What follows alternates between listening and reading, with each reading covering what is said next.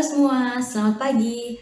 Perkenalkan nama saya Yumia Tirini Paulung, NPM 2104040308, Prodi Pendidikan Ekonomi. Dalam rangka memenuhi ujian akhir semester ganjil 2021-2022, mata kuliah pengantar manajemen, dosen pengampu Bapak Naim MPD, saya akan menjawab beberapa pertanyaan yang diberikan. Pertanyaan pertama, adanya pandemi COVID-19 membuat seluruh sektor terguncang, salah satunya dunia UMKM. Merupakan salah satu unit usaha yang paling kuat dan tahan terhadap gamparan perubahan global. Namun demikian tidak sedikit para karyawan yang menjadi korban pemutusan kerja. Dengan fenomena di atas, bagaimana pendapat saudara sebagai entrepreneur muda di masa depan? Kita tahu bersama bahwa dengan adanya pandemi COVID-19 yang dirasakan oleh seluruh dunia, membuat seluruh sektor itu mengalami perubahan. Misalnya kita lihat sendiri bahwa dunia pendidikan mengalami perubahan, dunia ekonomi mengalami perubahan. Nah, salah satunya juga itu dunia UMKM. Kita tahu bersama bahwa UMKM merupakan singkatan dari usaha mikro, usaha kecil, usaha menengah, yang lingkupnya kecil, yang biasa kita kenal dengan mikro.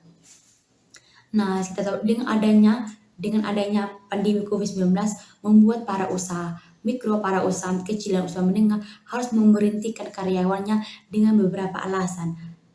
Antara lain misalnya dengan adanya penurunan pendapatan, misalnya usaha tersebut tidak dapat berkembang dengan baik, dan lain-lain. Bagaimana pendapat saya mengenai masalah tersebut, saya sebagai entrepreneur muda di masa depan?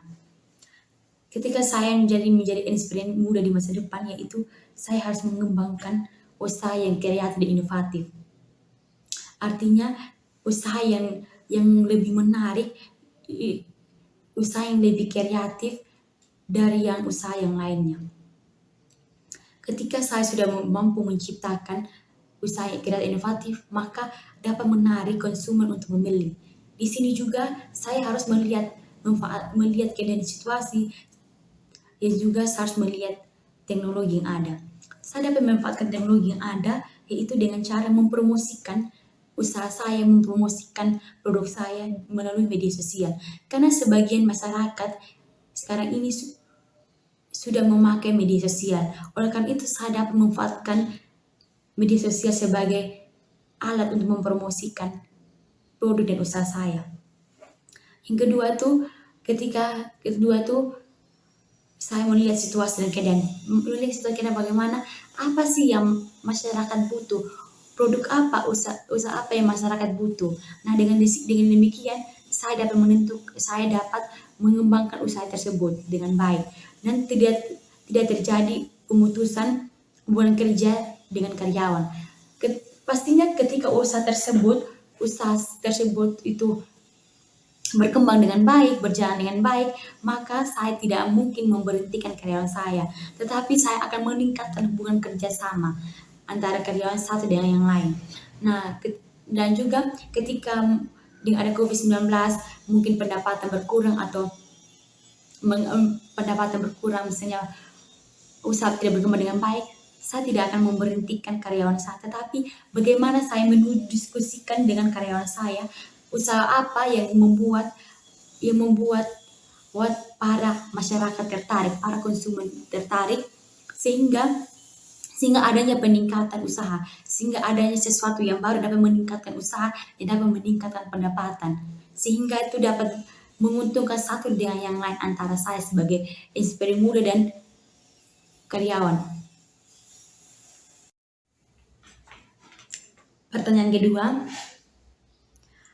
haruskah pelaku UMKM menerapkan ilmu manajemen?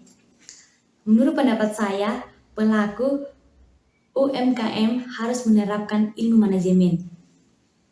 Dengan adanya penerapan ilmu manajemen dapat membuat usaha berjalan secara efektif dan efisien.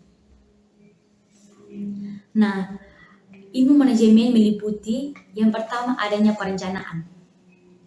Pastinya di setiap usaha, baik itu usaha kecil, usaha menengah, usaha mikro, pasti dibutuhkan perencanaan, yaitu cara-cara atau strategi-strategi yang dapat mencapai tujuan usaha.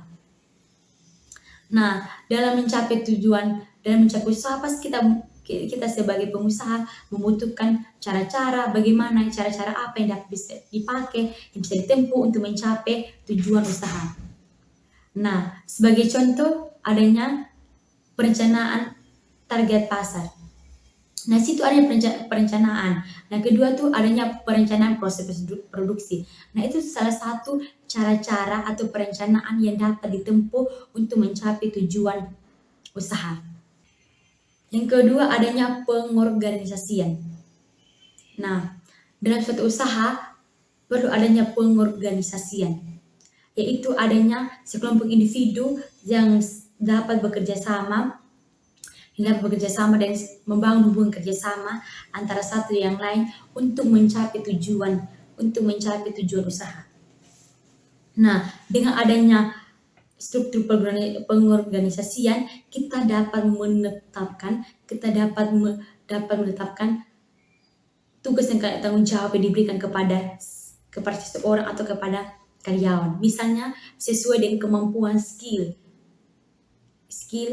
yang diberikan. Nah, ketika kita memberikan tanggung jawab dan tugas sesuai kemampuan dan sumber daya manusia, maka itu akan membuat usaha berjalan efisien dan efektif karena sesuai dengan kemampuan. Nah, yang kedua itu adanya pengaturan hak dan wewenang. Nah, dalam suatu organisasi harus adanya pengaturan hak dan wewenang. Yang ketiga adanya pengarahan. Nah, dalam suatu usaha perlunya ada pengarahan yang membuat usaha itu lebih baik, lebih efektif, efisien. Nah, ini dengan adanya pengarahan juga dapat mempermudah berjalannya usaha. Dengan adanya pengarahan dapat mempermudah usaha tersebut berjalan dengan baik. Misalnya seorang pemimpin memberikan arahan kepada karyawannya untuk membuat usaha ini lebih baik. Misalnya dalam hal karyawan yang sering datang terlambat, itu pemimpin memberikan arahan bahwa harus datang tepat waktu. Nah, yang kedua juga memberikan arahan kepada karyawan yang kurang bertanggung jawab dengan tugas yang diberikan. Nah, di situ pemimpin memberikan arahan. Nah, dengan situ ketika adanya pengarahan, maka antara karyawan satu dengan lain dapat mengerti atas tugas tanggung jawab, maka usaha tersebut berjalan dengan efektif dan efisien. Yang ketiga adanya koordinasi. Nah, dalam suatu usaha itu perlu adanya koordinasi yang mengatur berbagai elemen yang ada dalam suatu usaha. Nah, dengan adanya pengorganisasian dapat membuat hubungan itu berjalan dengan baik. Dia juga dapat berintegrasi antara satu dengan yang lain. Nah, misalnya adanya koordinasi antara pemimpin atau dengan karyawan. Ada koordinasi tentang beberapa hal menyangkut suatu usaha. Yang ketiga yang kelima adanya pengawasan. Nah, perlunya ada pengawasan. Di sini dalam suatu usaha perlunya adanya pengawasan karena pengawasan berfungsi untuk mengetahui tindakan atau proses dari usaha tersebut dan juga mengetahui titik kesalahan atau kegagalan yang membuat usaha tersebut bisa menurun, yang membuat usaha tersebut bisa merosot. Nah, di situ adanya pengawasan. Nah, dengan adanya pengawasan, ketika ada pengawasan nanti seorang pemimpin atau usaha dapat mengevaluasi hal-hal apa yang membuat usaha tersebut mengalami penurunan, mengalami kemerosotan. Nah, bisa mencari solusi untuk menempuh hal-hal tersebut. Pertanyaan ketiga, apa manfaat dari penerapan ilmu manajemen bagi perkembangan usaha? Adapun manfaat dari ilmu manajemen bagi usaha. Yang pertama, dapat membantu mencapai tujuan usaha. Nah, dengan adanya ilmu manajemen dalam usaha dapat membantu usaha mencapai tujuannya. Bagaimana ilmu manajemen mengajarkan usaha secara berstruktur, terencana, dan efektif dan efisien. Hal tersebut juga dapat membantu usaha mengatur faktor-faktor produksi dan mengatur sumber daya yang ada sehingga dapat mencapai tujuan usaha. Yang kedua, pemanfaatan sumber daya secara optimal. Nah, ketika pelaku usaha menerapkan ilmu manajemen, maka dapat memanfaatkan sumber daya yang ada secara optimal dengan penggunaan alternatif yang terbaik. Yang ketiga, dapat mengurangi biaya. Nah, dalam penerapan ilmu manajemen tentunya dapat mengurangi biaya. Artinya bahwa dalam hasil input minimum dengan menggunakan perencanaan yang terbaik, manajemen menggunakan sumber daya visi maupun keuangan sedemikian rupa agar dapat mengurangi biaya. Yang ketiga, membangun usaha yang sehat. Nah, dalam membangun sebuah struktur yang baik antara tujuan manajemen dan tujuan usaha harus mempunyai titik keseimbangan atau titik keselarasan. Artinya tujuan dan manajemen dan tujuan usaha harus sama sehingga dapat membangun usaha yang baik sehingga dapat juga mencapai tujuan. Yang ketiga, menentukan equilibrium. Artinya adanya kesepakatan, adanya keseimbangan antara penawaran dan permintaan yang terjadi.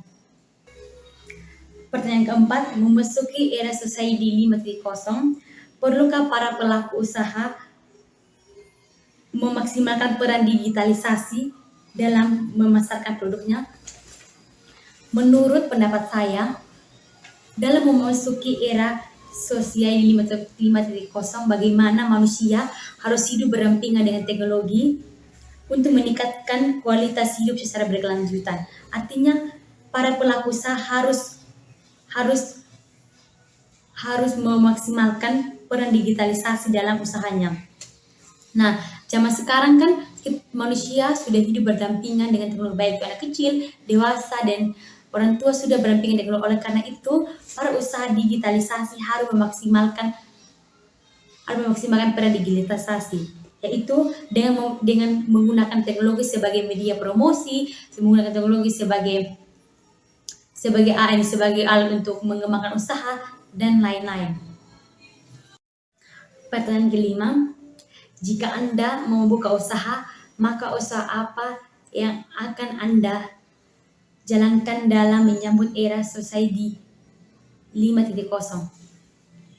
Nah, jika saya membuka usaha untuk menyambut era society 5.0, saya akan membuka usaha kuliner tradisional.